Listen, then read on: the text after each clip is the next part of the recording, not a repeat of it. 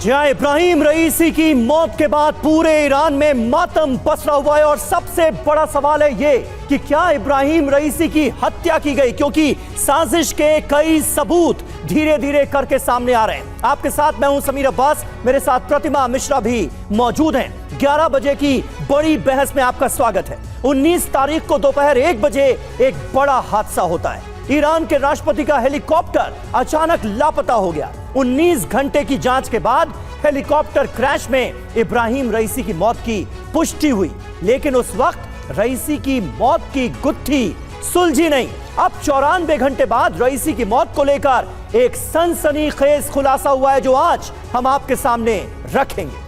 रईसी के हेलीकॉप्टर हादसे की प्राथमिक रिपोर्ट दरअसल सामने आ गई है। जो शक जताया जा रहा था वो पुख्ता होता हुआ नजर आ रहा है। इस पूरे हादसे में 1.5 सेकंड का हिसाब नहीं मिल पा रहा। इसी 1.5 सेकंड में रईसी की मौत का रहस्य छिपा हुआ है। इस खबर पर हम आएंगे, लेकिन पहले चीन ताइवान के फ्रंट से इस वक्त की जो सबसे बड़ी खबर आ रही है उसका रुख कर लेते हैं। जी हाँ, और इस वक्त की बड़ी खबर सबसे पहले आपको बता दें, ताइवान पर कब्जे के लिए चीन ने शुरू कर दिया युद्धाभ्यास। ताइवान से लगे समुद्र में चीनी युद्धाभ्यास शुरू हो गया है। ये इस वक्त की ब्रेकिंग न्यूज आपके सामने। युद्धाभ्यास के जरिए ताइवान को घेरने की नीति बनाई गई है।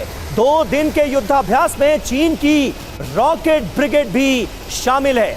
ये देखिए, तस्वीरें आपको दिखा रहे हैं किस तरह से युद्धाभ्यास बड़े पैमाने पर शुरू कर दिया गया है। ताइवान को घेरने की नीति पर काम करता हुआ चीन नजर आ रहा है। ताइवान से बिल्कुल लगा हुआ ये समंदर का इलाका है जहां पर चीनी युद्धाभ्यास चल रहा है।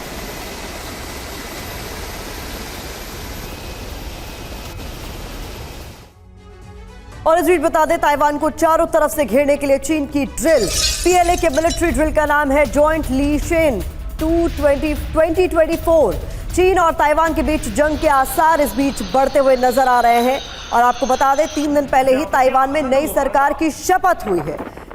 चिंगते लाई बने हैं ताइवान के नए राष्ट्रपति, और इस वक्त जिस तरीके के माहौल है वो तनावपूर्ण नजर आ रहा है।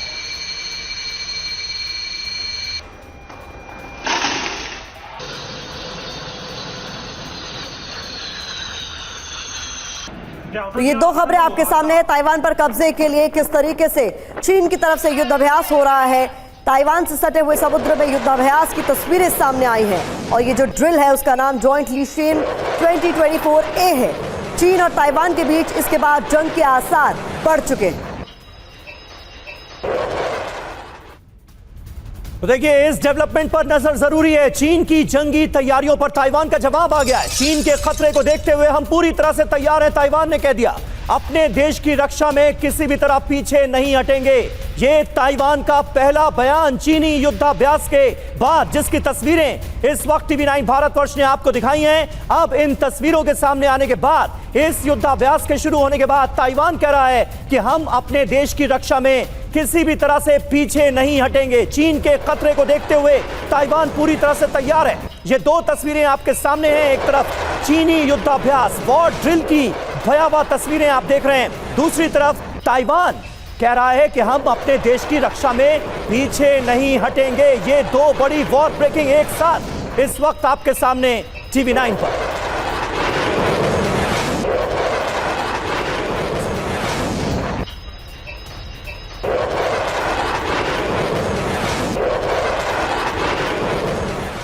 तो इस बड़ी खबर पर भी रहेगी हमारी नजर, क्योंकि ये बड़ा युद्धाभ्यास है जो शुरू किया गया है चीन की तरफ से। साथ ही साथ इस अहम खबर पर भी हम बने हुए हैं। हमारे साथ कुछ खास मेहमान मौजूद हैं, उनसे आपका तारुफ करा दें। ब्रिगेडियर शरदेंदु रक्षा विशेषज्ञ के तौर पर हमारे साथ मौजूद हैं। इसके अलावा फॉर्मर एम्बेसडर महेश सचदेव साहब, मिडिल ईस्ट मामलों के विशेषज्ञ हैं, वो हमारे साथ मौजूद हैं। सौरभ कुमार शाही हमारे साथ जुड़ेंगे एक्सपर्ट के तौर पर, और हमारे सहयोगी मनीष झा भी इस वक्त हमारे साथ मौजूद हैं। मनीष, सबसे पहले हम चाहेंगे, ये जो तस्वीरें सामने आई हैं, चीन का ये जो बड़े लेवल का युद्धाभ्यास शुरू हुआ है, इसका मकसद क्या नजर आता है? क्योंकि ताइवान की तरफ से जो बयान सामने आया है वो भी बता रहा है कि कहीं ना कहीं मामला गंभीर है। बिल्कुल, देखिए, पहली नजर में लगता है कि ये चीन का मिलिट्री ड्रिल है, युद्धाभ्यास है, लेकिन चीन की नीयत पर कोई भरोसा नहीं कर सकता। जैसे हम भारतवासी भरोसा नहीं करते, वैसे ताइवान भी नहीं करता, और ताइवान से बेहतर चीन को कौन समझ सकता है। और इसीलिए जब आज अचानक पीएलए की तरफ से इस मिलिट्री एक्सरसाइज को शुरू किया गया, और जानते हैं इस मिलिट्री एक्सरसाइज में चीन किस बात की रिहर्सल कर रहा है?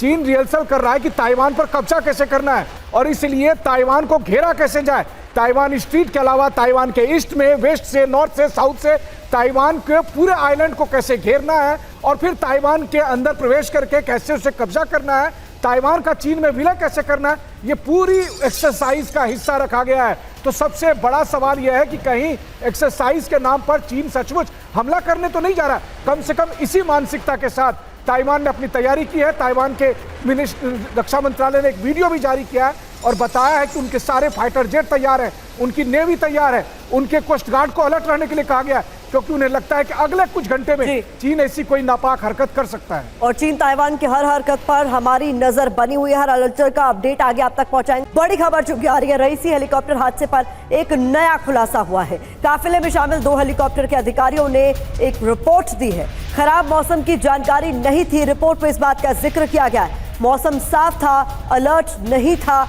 ये भी बात रिपोर्ट में कही गई है। हादसे की जगह पर कोहरा नहीं था, क्योंकि पहले यही बात कही जा रही थी कि मौसम खराब था और कोहरा था, लेकिन रिपोर्ट में इसके इतर बात कही गई है। उड़ान के 45 मिनट बाद रईसी के हेलीकॉप्टर ने चेतावनी दी। ये बड़ा खुलासा इस रिपोर्ट से हुआ। और अगली बड़ी खबर, रिपोर्ट के मुताबिक रईसी के हेलीकॉप्टर ने बादल के ऊपर चलने के निर्देश दिए थे। गायब होने से सिर्फ 1.5 सेकंड पहले रईसी के हेलीकॉप्टर से ये अलर्ट बाकी दोनों पायलट्स को मिला था। गायब होने के बाद रईसी के हेलीकॉप्टर में सवार सिर्फ एक आदमी से संपर्क हुआ था। हेलीकॉप्टर में सवार आयतुल्लाह ने कहा था कि तबीयत ठीक नहीं लग रही है, ना जाने क्या हो गया है। आयतुल्लाह ने आसपास के पेड़ों के बारे में भी बताया था। तो ये देखिए, बड़ी जानकारी अब निकलकर सामने आ रही है। हादसे के बाद आखिर क्या हुआ था? 1.5 सेकंड बहुत इंपॉर्टेंट है। उन 1.5 सेकंड में आखिर हुआ क्या जिसकी वजह से इतना बड़ा हादसा, दुर्घटना सामने है हमारे। तो रईसी की मौत को लेकर लगातार कई तरह के कयास लगाए जा रहे हैं। अब आपको सिलसिलेवार तरीके से बताते हैं कि प्राथमिक रिपोर्ट में क्या खुलासा हुआ है, साथ ही हादसे से ठीक पहले 1.5 सेकंड में क्या हुआ उसकी भी जानकारी अब आपके सामने हम जल्दी से रख देते हैं। सवाल बड़ा यही है कि क्या रईसी की हत्या हुई, क्योंकि जो रिपोर्ट सामने आई है उसमें हुआ है बड़ा खुलासा। हादसे के वक्त मौसम साफ था, सबसे बड़ा खुलासा इस रिपोर्ट से यही हुआ है। खराब मौसम की चेतावनी नहीं, कोई वार्निंग नहीं थी खराब मौसम की, ये बात भी रिपोर्ट में कही गई है। उड़ान के आधे घंटे बाद बादल दिखा, इसका भी जिक्र इस रिपोर्ट में किया गया। यह प्राथमिक रिपोर्ट है। किसी तरह का कोहरा नहीं था, इसका जिक्र किया गया। महज जमीन पर ही कोहरा मौजूद था, यह भी इस रिपोर्ट में मेंशन किया गया। तो सबसे बड़ा सवाल यह है कि जो 1.5 सेकंड है जिसका कोई हिसाब नहीं मिल रहा, उन 1.5 सेकंड में आखिर हुआ क्या? 19 मई को 1 बजे हेलीकॉप्टर ने टेक ऑफ किया। इसके बाद जानकारी है कि 45 मिनट बाद रईसी के पायलट ने इसकी चेतावनी दी। 2 हेलीकॉप्टर को बादल के ऊपर उड़ने के निर्देश भी दिए गए। जानकारी है कि हादसे से 1.5 सेकंड पहले दिया गया अलर्ट। ऐसे में क्या हुआ, सबसे बड़ा सवाल यही। बिल्कुल प्रतिमा, और यही सबसे बड़ा सवाल है जिसकी पड़ताल जरूरी है। न मौसम खराब था, न कोहरा था, लेकिन फिर भी ईरान के राष्ट्रपति हेलीकॉप्टर हादसे का शिकार हो गए। इस हेलीकॉप्टर हादसे के चश्मदीद ने क्या गवाही दी है, अब हम आपके सामने वो गवाही रखने जा रहे हैं। हेलीकॉप्टर गिरा, चश्मदीद ने क्या बोला ये रहा आपके सामने। अचानक गायब हो गया रईसी का हेलीकॉप्टर। 2 हेलीकॉप्टर्स ने पूरे इलाके में चक्कर लगाए, ऑर्बिट किया। दोनों हेलीकॉप्टर्स ने संपर्क करने की कोशिश की कि हेलीकॉप्टर आखिर गया तो गया कहां। रईसी के हेलीकॉप्टर से एक बार संपर्क भी हो गया, कांटेक्ट हुआ। तबरीज प्रांत के इमाम आले हाशेम, जो कि रईसी के हेलीकॉप्टर में ही सवार थे, उनके साथ मौजूद थे, उनसे कुछ सेकंड की बातचीत भी हुई। आले हाशेम ने कहा रईसी की तबीयत ठीक नहीं, न जाने क्या हो गया है। आले हाशेम ने आसपास मौजूद पेड़ों के बारे में जानकारी भी दी और इसके बाद रेस्क्यू टीम को अलर्ट किया गया, यानी कांटेक्ट हुआ था हेलीकॉप्टर दुर्घटनाग्रस्त होने के बाद भी यात्रियों के साथ। और ऐसे में कुछ सवाल भी उठते हैं। वो सवाल क्या है? क्या रईसी की हत्या हुई? बड़ा खुलासा, बड़े सवाल ये रहे आपके सामने। क्या रईसी का हेलीकॉप्टर क्रैश नहीं हुआ? क्या 1.5 सेकंड में हेलीकॉप्टर पर कोई अटैक हुआ जिसके बाद वो दुर्घटनाग्रस्त हो गया? क्या इजराइल या गाजा से कोई मिसाइल अटैक हुआ था जिसका शिकार हुआ यह हेलीकॉप्टर? हेलीकॉप्टर क्रैश के पीछे अमेरिका और इजराइल का हाथ तो नहीं है प्रतिमा, ये वो तमाम सवाल हैं जिसके जवाब तलाशने अब जरूरी हैं। बहुत जरूरी है और इसीलिए हमारे साथ बेहद खास मेहमान भी जुड़े हुए हैं। ब्रिगेडियर शरदिंदु, आपसे ये समझना चाहूंगी, जो प्राथमिक रिपोर्ट अभी हमने अपने दर्शकों के सामने रखी, उसमें तो कहीं ना कहीं ये साफ कर दिया जा रहा है कि कोई साजिश का एंगल ही नजर आता है, क्योंकि सब कुछ ठीक था, मौसम साफ था, तो फिर हुआ क्या? देखिए, जिस तरीके की रिपोर्ट आ रही है, ये तो पूरी तरीके से इशारा कर रहे हैं कि ये एक हादसा ना हो के षड्यंत्र था। और जिस तरीके से कांटेक्ट और जिस तरीके से जो 2 हेलीकॉप्टर थे उन्होंने इसको लोकेट करने की भी कोशिश की, तो कहीं ना कहीं शक की सुई तो षड्यंत्र की तरफ जाती है। और इस षड्यंत्र के पीछे हाथ किसका हो सकता है, ये डिबेटेबल है। डिबेट इस सारा का सारा शक की सुई हमास और अमेरिका की तरफ इसका इशारा करती है। लेकिन हमें थोड़ा संयम लेना पड़ेगा, जब तक पूरी डिटेल्ड रिपोर्ट नहीं आ जाती तब तक किसी कंक्लूजन पे जाना ठीक नहीं होगा। देखिए, मैकेनिकल फेल्योर भी इस तरीके की स्थिति में होते हैं। अगर उसको हेलीकॉप्टर को बादल के ऊपर जाना था तो वो क्यों नहीं गया? हो सकता है उसके एवियोनिक्स में या जो ऑल ऑफ वेट जो होता है उसकी वजह से हेलीकॉप्टर हाइट गेन नहीं कर पा रहा था। हो सकता है इस तरीके के मैकेनिकल फेल्योर को पूरी तरीके से रूल आउट नहीं किया जा सकता। लेकिन जैसे जैसे सिचुएशन बन रही है, जिस तरीके के मिडिल ईस्ट के हालात हैं, जिस तरीके से रईसी का प्रोग्राम कुछ लोगों को पता था और जिस तरीके से वीवीआईपी तरीके से हेलीकॉप्टर की चेकिंग होती है, ये सारे के सारी चीजें इंगित करती हैं कि कहीं ये षड्यंत्र तो नहीं है। इसको ईरान को पूरी तरीके से कंफर्म होना पड़ेगा, क्योंकि ये देखिए आगे आने वाले दिनों में पूरे मिडिल ईस्ट की दिशा चेंज करेगा। वहां किस तरीके का टर्मोइल हो सकता है, इसको अगर आप सोचें तो तमाम तरीके के बर्बादी वहां नजर आती है। ईरान अगर ये षड्यंत्र है तो इसका बदला जरूर लेता हुआ दिख रहा है, लेकिन अभी उसका मकसद ये है कि ये पूरी तरीके से पुख्ता हो जाए कि मैकेनिकल फेल्योर था या षड्यंत्र था। बिल्कुल बिल्कुल सही आपने कहा। और आपने टेक्निकल एस्पेक्ट को लेकर बात की। सौरभ कुमार शाही हमारे साथ मौजूद हैं। शाही साहब, आप किस तरह से देखते हैं, क्या लगता है हादसा या साजिश? क्या रईसी की हत्या की गई? ये सवाल अभी भी बरकरार है। मिडिल ईस्ट के मौजूदा समीकरण, ईरान इजराइल की आपसी अदावत के समीकरण, इन तमाम चीजों को मद्देनजर रखते हुए लगता क्या है?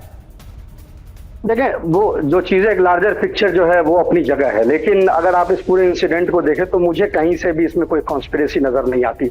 हेलीकॉप्टर्स मिलिट्री में भी या सिविलियन में भी जो यूज होते हैं तो ये बहुत डिपेंडेबल मोड ऑफ ट्रांसपोर्ट नहीं है। एक्सीडेंट्स होते रहते हैं, मैकेनिकल फेलियर, इलेक्ट्रिकल फेलियर, ये बहुत कॉमन है। जैसा ब्रिगेडियर साहब ने इशारा किया, ये कोई बहुत बड़ी बात नहीं है कि उनको एक्सेंट करने के लिए कहा गया और मैकेनिकल फेलियर हो गया, वो बादल के ऊपर नहीं जा पाए, बादल के अंदर चले गए। और वेदर पैक था, वहां पे थोड़ा बादल तो था, इस बात में कोई वो तो है नहीं, शक है नहीं।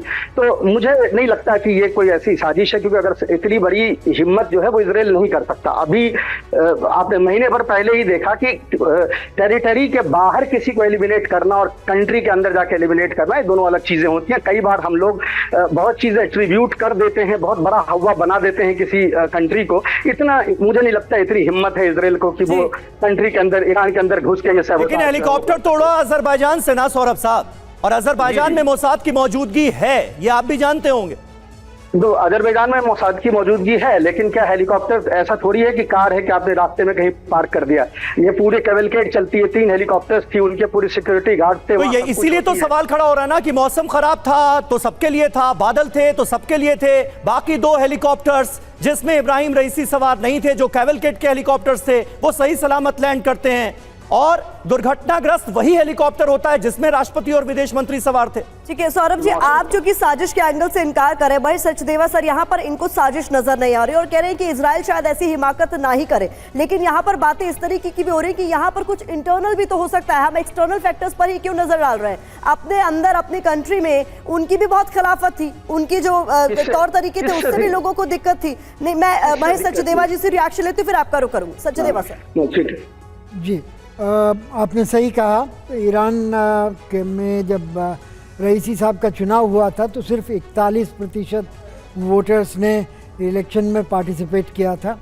उनको जो हिजाब के बारे में जो आंदोलन हुए थे अमीना की हत्या के बाद, उसका भी खामियाजा उनको भुगतना पड़ा है।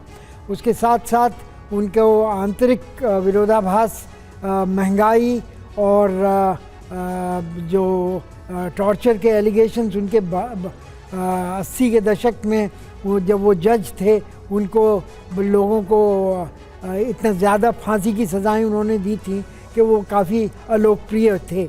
इसके बावजूद वो चुने गए क्योंकि उनको पासदारान या रेवोल्यूशनरी गार्ड और इमाम अली खामेनाई का समर्थन प्राप्त था और वो अपनी हार्ड लाइन के बल पर ही आगे बढ़े हैं। तो ये सब देखते हुए उनको उनके आंतरिक विरोध का जो है एक खाका मैंने आपके सामने प्रस्तुत किया है।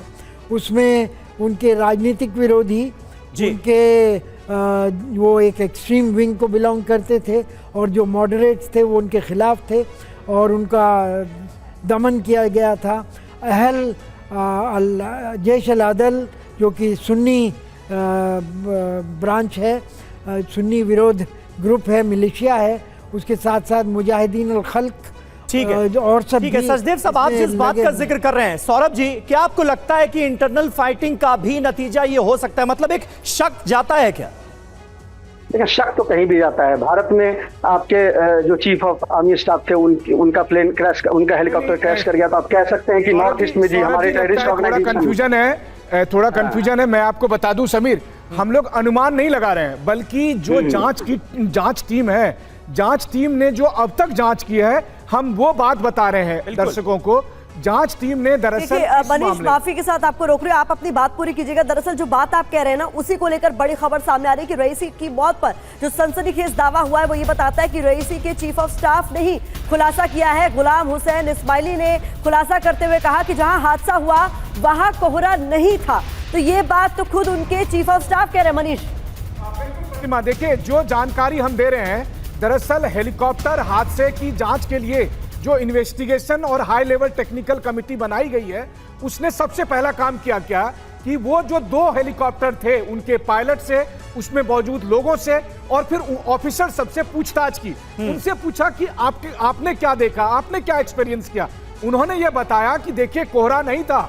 उन्होंने ये बताया कि रईसी के हेलीकॉप्टर के पायलट नहीं, हम सबको कहा था कि जो सामने में बादल दिखाई दे रहा है उसके ऊपर हम सबको फ्लाई करना है। यानी कि पायलट भी सही तरह से डिसीजन ले रहे थे।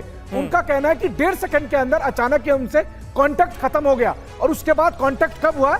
जब तबरीज के इमाम के फोन से कांटेक्ट हुआ, जब वो कह रहे थे कि मेरी तबीयत ठीक नहीं है और आसपास पेड़ है, यानी तब तक क्रैश हो चुका था। कुल मिलाकर बात यह है कि इन्वेस्टिगेशन में यह साफ साबित हो रहा है कि कोहरे की वजह से यह हादसा नहीं हुआ है।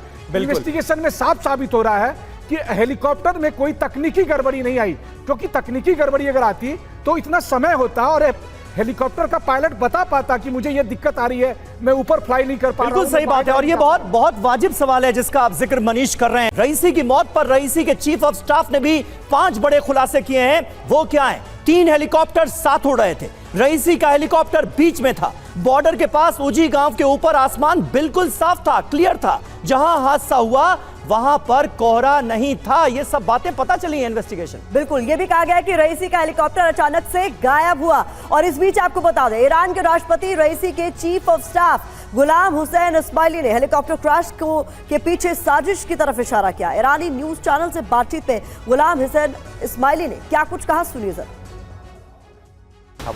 जब हम हेलीकॉप्टर में थे, मौसम बिल्कुल साफ था, पूरी तरह से धूप खिली थी, सब कुछ अच्छा था। मौसम में कोई बड़ा बदलाव जैसा कुछ नहीं था। हमारे हेलीकॉप्टर बादलों के ऊपर चढ़ गए। हम हेलीकॉप्टर नंबर 3 थे। हमारे बीच में राष्ट्रपति को ले जाने वाला हेलीकॉप्टर था और सामने एक और हेलीकॉप्टर था। जब हम बादलों के ऊपर थे, लगभग 30 सेकंड तक मार्ग पर चलने के बाद हमारे पायलट ने देखा कि मुख्य हेलीकॉप्टर हमारे साथ नहीं था। हमारा एक हेलीकॉप्टर नहीं आया। हमें लगा कि उसने इमरजेंसी लैंडिंग कर ली होगी, क्योंकि हमारा रेडियो संपर्क टूट चुका था। और जब हमने संपर्क करने की कोशिश की तो उधर से कोई प्रतिक्रिया नहीं आई।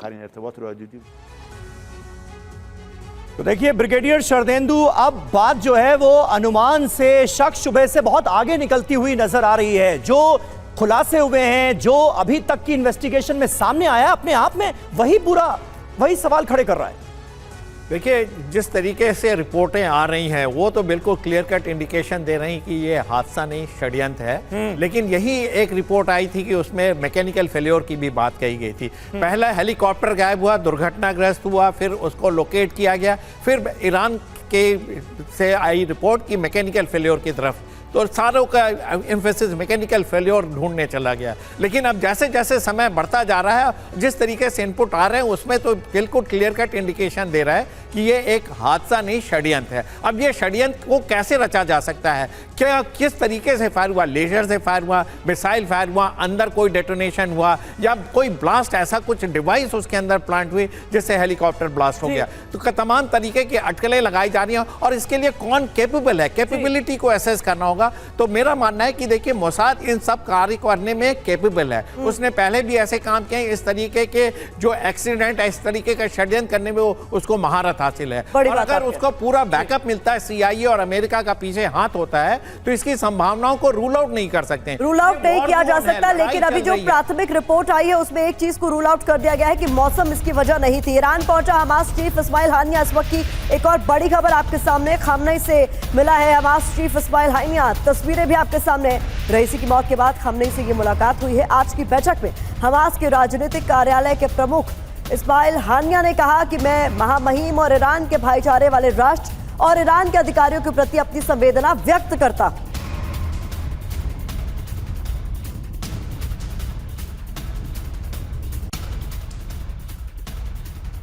और इस बीच इब्राहिम रईसी के परिवार से ईरान के सुप्रीम लीडर आयतुल्लाह खामेनेई ने मुलाकात की है। खामेनेई ने रईसी के परिवार को सांत्वना दी है। ईरान की इस्लामी क्रांति के सर्वोच्च नेता आयतुल्लाह सैयद अली खामेनेई ने शहीद राष्ट्रपति इब्राहिम रईसी के परिवार के सदस्यों से मुलाकात करके उनका ढांढस बंधाया है।